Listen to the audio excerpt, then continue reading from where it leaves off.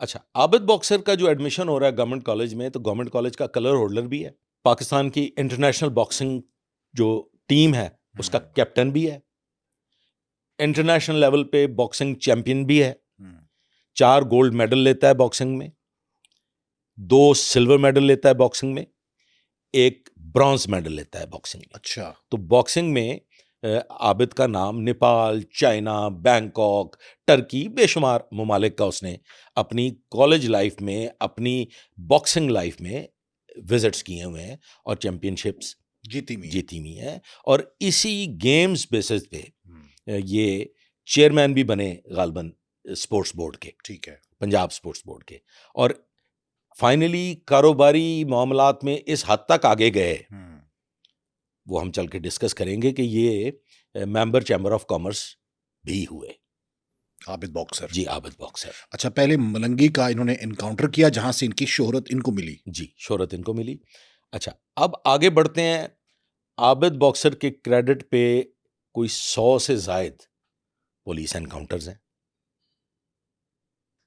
जिसमें बड़े मशहूर नाम हैं, वो अगर आप मुझे जी जी, जो इजाजत दर्द दें, सर बने हुए थे जो पूरी दर्द सोसाइटी सर के थे, लिए। जिसमें करीम खान बम्बावाला, करीम खान बम्बावाला वो शख्स है कि जिसने उस वक्त के सीनियर पुलिस अफसरान को धमकियां भी दी थी। ठीक है, वो भी आबिद बॉक्सर के क्रेडिट पे है।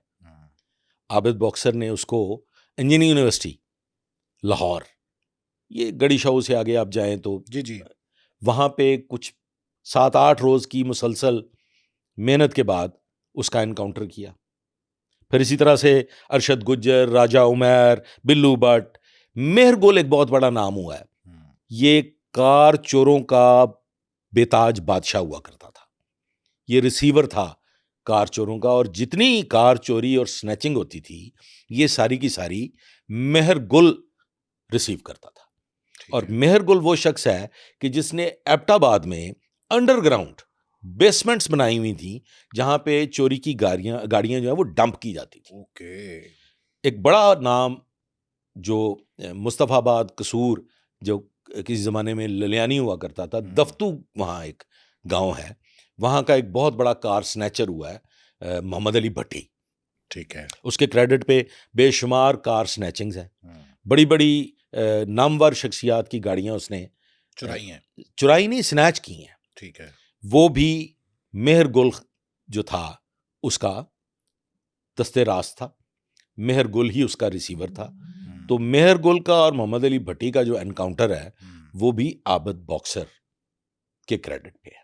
उसकी अरेस्ट जो है वो तो एक और पुलिस ऑफिसर ने की थी, लेकिन फाइनली वो अपने मंतकी अंजाम को पहुंचता है आबिद बॉक्सर की वजह से। ठीक है, अब आबिद बॉक्सर की जो वो है ना जी, जिसे आप कहते हैं प्रवास, वो इस हद तक हो चुकी है कि आबिद बॉक्सर की जद्दी जायदाद के अलावा वो अब अपनी इस धाक की वजह से, अब आप ये ज़हन में रखिए कि आबिद बॉक्सर वो शख्स है जिसे एक ज़माने में पुलिस का ताकतवर तरीन पुलिस अफसर माना गया। हाँ, कोई और नहीं था, सिर्फ आबिद बॉक्सर आबिद बॉक्सर था। आबिद बॉक्सर वो शख्स है कि जिसको जिक्र किए बगैर अखबारात बिकती नहीं लेते थे, नाम लेते थे। आबिद बॉक्सर के नाम पे अखबार बिकता था, और बाकायदा वो आवाजें भी लगाते थे, ज़मीमें बिकते थे। और इसके एनकाउंटर्स की दास्तानें उस ज़माने में पढ़ते थे लोग, थी, अखबारात ही थी, ज़मीमें छपा करते थे।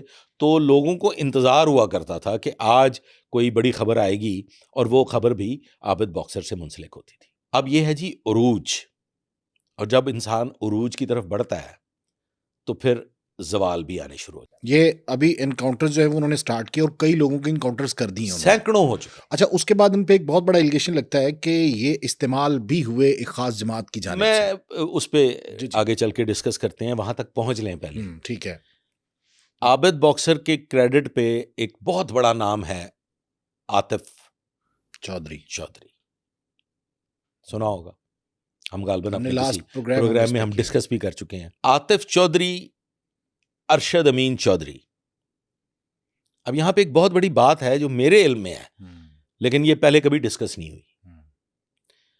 ये जो असद प्रिंस है, इसकी एक महबूबा थी, हम डिस्कस कर चुके हैं, हाँ, जिसको कॉलेज से लेके जाना जिसको था, वो एकेडमी से। एकेडमी से लेके भी जाता था, हम्म, वहाँ ड्रॉप भी करता था। वहाँ पे जो कश्मकश हुई, जो तनाव पैदा हुआ, उस तनाव में असद प्रिंस से एक लड़का, गालिबन उसका नाम जाहिद था, वो ज़ख्मी हो गया।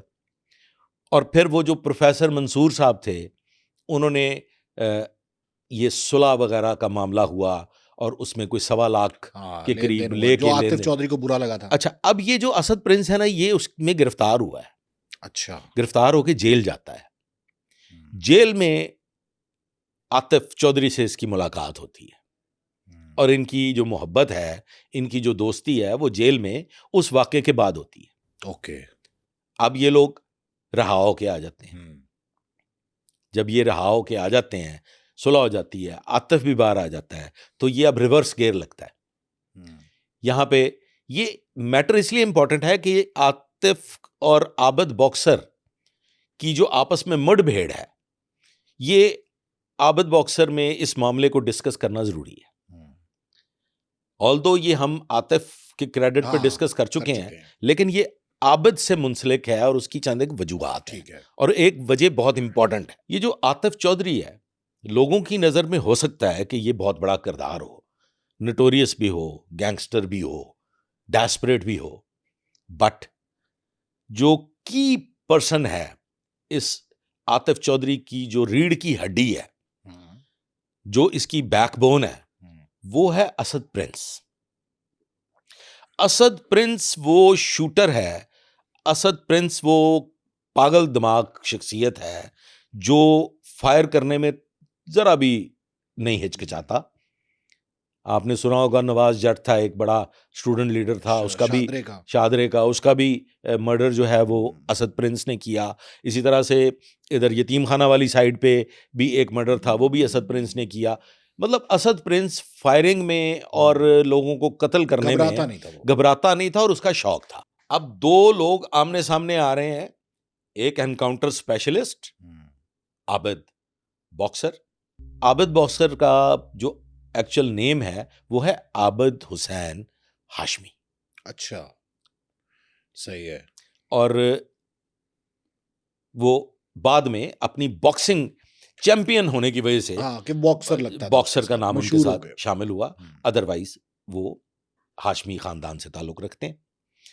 अब आतिफ जब रिहाओ के बाहर आता है तो फिर उसको वो जो 1.25 लाख रुपया हरजाने के तौर पे अदा किया गया है, वो बहुत बुरा लगने लगता है।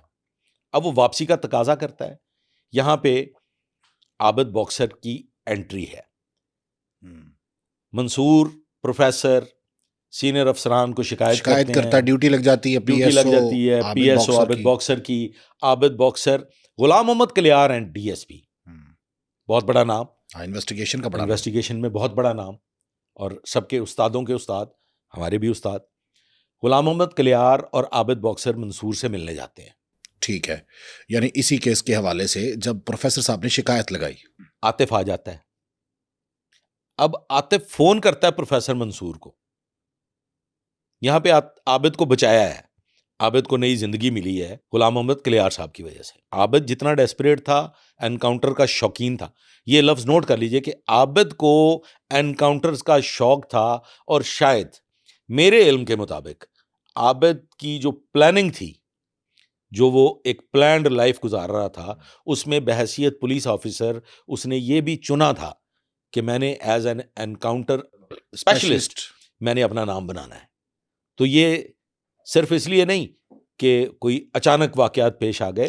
यानी आबिद बॉक्सर को इनकाउंटर का शौक था और पुलिस में इसलिए आया कि वो इनकाउंटर स्पेशलिस्ट के तौर पर अपना नाम बनाना चाहता था। अब सर आतिफ मंसूर को फोन करता है कि पैसे आपने कब अदा करने हैं, और मंसूर कहता है कि ठीक है तुम आ जाओ। अब उन्हें ये इल्म नहीं था कि आतिफ नीचे ही खड़ा है, वो अचानक, बिल्कुल सही है, उसने कहीं से आना नहीं है, लिहाजा वो कहता है जी मैं आ गया। अब इस पॉइंट पे आबिद अपनी गन सीधी करता है और वो मुकाबले के लिए तैयार है। गुलाम मोहम्मद कलियार उसको रोक देते हैं। कि तुम तैयार नहीं हो, हमारी प्लानिंग कंप्लीट नहीं है, हम तो यहां मिलने आए थे, मैं तुम्हें जाया नहीं करना चाहता, यहां पे घमसान की जंग होगी और उस जंग के नतीजे में बड़ा नुकसान हो सकता है। लिहाजा वो प्रोफेसर साहब से कहते हैं कि आप थोड़े बहुत पैसे दे के इसको रवाना कर दें और बाकी पैसों का वादा कर लें। सही है। प्रोफेसर साहब उनको कुछ पैसे दे देते हैं और बाकी पैसों का वादा करते हैं और वो चले जाते हैं। अब फिर नेक्स्ट जो वादा है उसके मुताबिक आबिद वहां आते हैं और ये सब कहानियां हैं कि वो ऐसे हो गया वैसे हो गया। आबिद बॉक्सर आतिफ चौधरी के वहां पहुंचते ही डायरेक्ट फायरिंग करते हैं असद प्रिंस में।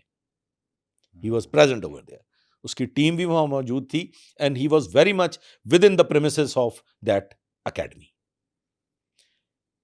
उधर जब फायरिंग होती है तो नीचे जो नाके लगे हुए हैं, पुलिस की टीमें मौजूद हैं, वो बराह रास्त उस गाड़ी पे फायर करते हैं जिस गाड़ी में 2 लोग मौजूद हैं। अच्छा, 2 लोग, इनके साथ ही एक और गाड़ी थी।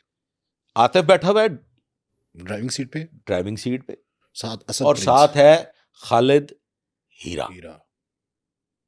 गॉट इट जी? ठीक है।